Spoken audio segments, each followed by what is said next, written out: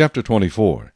Now it happened when Saul had returned from following the Philistines, that it was told him, saying, Take note, David is in the wilderness of En-gedi. Then Saul took 3,000 chosen men from all Israel, and went to seek David and his men on the rocks of the wild goats.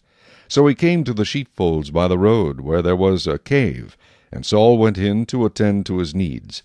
David and his men were staying in the recesses of the cave. Then the men of David said to him, This is the day of which the Lord said to you, Behold, I will deliver your enemy into your hand, that you may do to him as it seems good to you. And David arose and secretly cut off a corner of Saul's robe. Now it happened afterward that David's heart troubled him because he had cut Saul's robe. And he said to his men, The Lord forbid that I should do this thing to my master, the Lord's anointed, to stretch out my hand against him, seeing he is the anointed of the Lord. So David restrained his servants with these words, and did not allow them to rise against Saul. And Saul got up from the cave and went on his way. David also arose afterward, went out of the cave, and called out to Saul, saying, My lord the king! And when Saul looked behind him, David stooped with his face to the earth and bowed down. And David said to Saul, Why do you listen to the words of men who say, Indeed, David seeks your harm? Look, this day your eyes have seen that the Lord delivered you today into my hand in the cave, and someone urged me to kill you. But my eye spared you, and I said, I will not stretch out my hand against my Lord, for he is the Lord's anointed. Moreover, my father, see, yes, see the corner of your robe in my hand. For in that I cut off the corner of your robe and did not kill you, know and see that there is neither evil nor rebellion in my hand, and I have not sinned against you, yet you hunt my life to take it.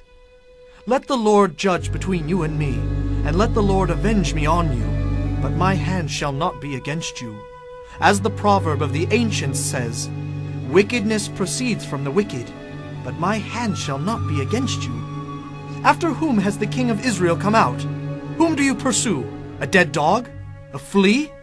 Therefore let the Lord be judge, and judge between you and me, and see and plead my case, and deliver me out of your hand.